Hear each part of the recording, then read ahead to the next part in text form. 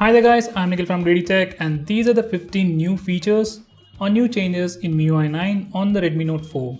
Before we get started, let me just show you the about page. I just got the update today. So it's MIUI 9.0 stable ROM. If you are running a beta ROM, you'll have a lot more features than what I'm going to show today. With that said, let's get started. Now this is our typical home screen. First and the most highlighting feature of MIUI 9 is the split screen mode. Now that's the feature where you can use two applications side by side. Now let me just show you that. If you go to recent apps, you have a button on the top left corner of the screen, split screen, click that, and now you can drag any of these applications to the top to open this particular application in a split screen mode. This is also another new feature. I'm trying to record the screen while I'm doing this video. Anyway, going on next. As you have seen, the split screen mode has just minimized. Now I'll open YouTube and now it opened it at the bottom screen. Now I can resize it.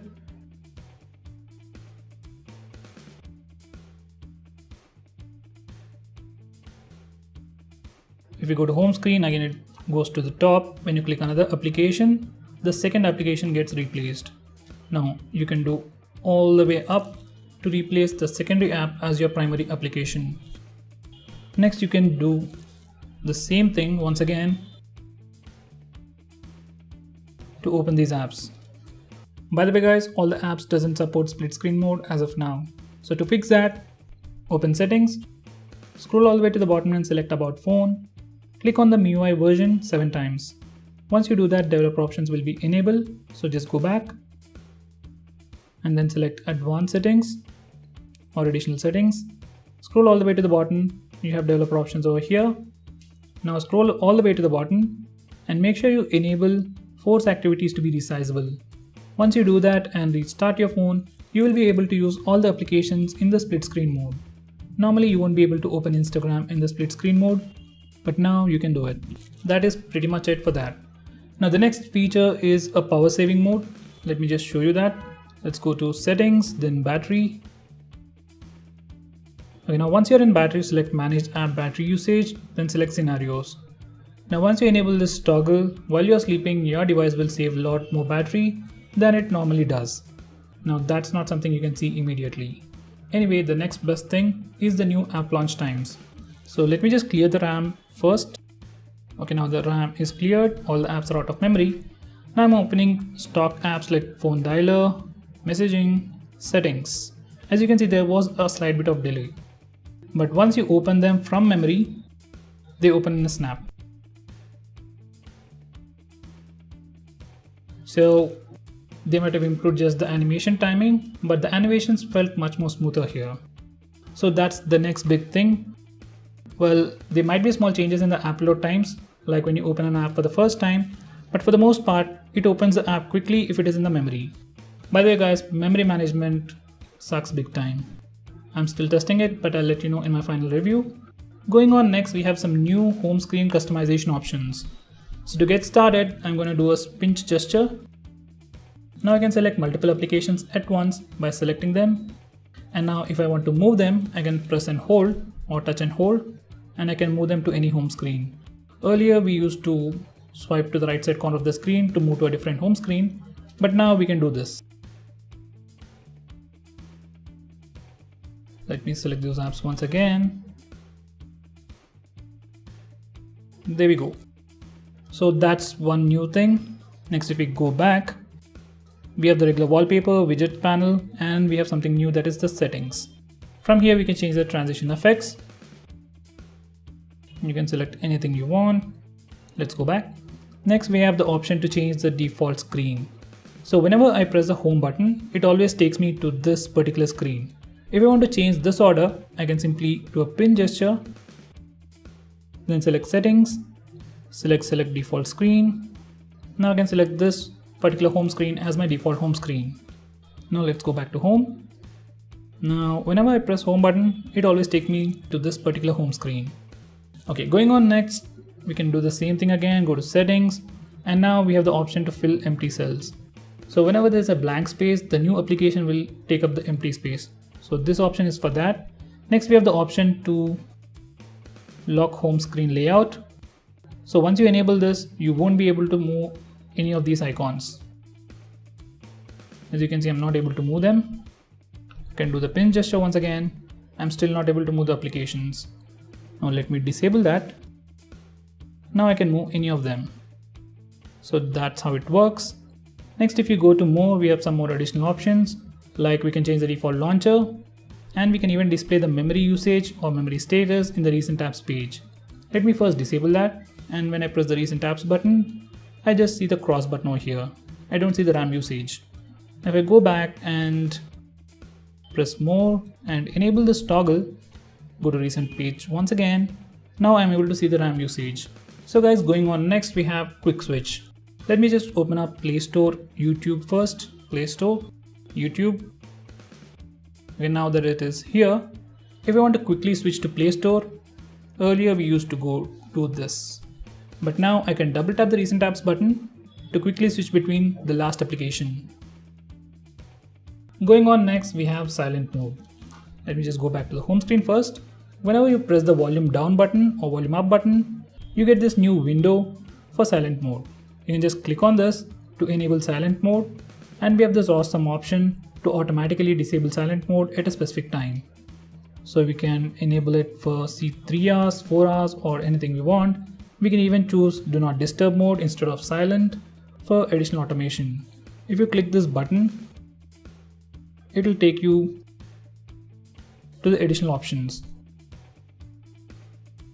Normally when your phone is in silent mode, it is just silent, but in do not disturb mode, you can choose to disable just the notifications and enable ringtones for calls, or completely make it silent except for alarms. So that's the difference between sleep and do not disturb mode. Once again, we can schedule it, and we have additional options for do not disturb mode, whereas for silent, we don't have any of these. Going on next, we have a new option for the quick ball. As you can see, there is a small circle kind of thing at this corner. When I click it or drag it, I get this quick bubble. Let me show you the option first. We'll go to settings, additional settings, and then go to quick ball. Over here, I have the option to hide it after 3 seconds. So if I disable it, this quick ball is always on the screen. It gets transparent, but it is still in the way. But once you enable this particular toggle, it hides nicely under the edge. Once again, a nice improvement. Next, we have some new gestures. So in the same page, go to buttons and gesture shortcuts. So from here, we can change the long press actions of these capacitive buttons and even the power and volume buttons. Did you know there was an option to turn on the flash directly from the lock screen? It used to work like this. You need to press the home button in the lock screen to turn on the flash, press the power button once to keep it on, and press the power button once again to turn it off. So that's how it is. So guys, that was the option we used to have in MIUI 8, but now it has been replaced with Google Assistant. So let me just put it back the way it was. Additional settings, gesture shortcuts, and this has been replaced with long press menu in lock screen, and we have Google Assistant for home button. Now you can press and hold the home button for Google Assistant. Let me just set that up. Okay, now I can press and hold the home button to trigger Google Assistant. How is the weather today? Will it rain today? Okay, for some reason it's not speaking. Anyway, in the lock screen, if you do the same thing once again, Google Assistant gets triggered. Now, if you want to enable the torch, you need to press and hold the menu button and press the power button to keep it on. So going on next, let's go back to the same place, buttons and shortcuts. From here, we can close an application by using one of these gestures, show menu by pressing one of these buttons, then turn off the screen by once again pressing one of these buttons. This one is something that I would like to do. So now to lock the screen, I can simply press and hold the back button and it turns off the screen. I don't need to press the power button. Now to wake it up, I can use a fingerprint scanner as usual. So guys, these are the new gestures. Do give them a try and let me know which one you found very useful. Going on next, we have some new options to customize the notification light at the top and these backlit buttons at the bottom. It's under this notification light settings. From here, you can enable or disable notification light, light up while charging, set a specific color for calls, notifications, and messages. Going on, next we have a new change to the reading mode. Once you go to display, select the reading mode. Over here we have the option to turn it on automatically at sunset. Earlier we didn't have this option, but with MIUI 9 we get this new feature. Now the next new change is with the dual apps. In dual apps now we can search for a particular application. This isn't something really huge, just a nice addition. By the way guys, there is a new settings panel too. I have never seen that.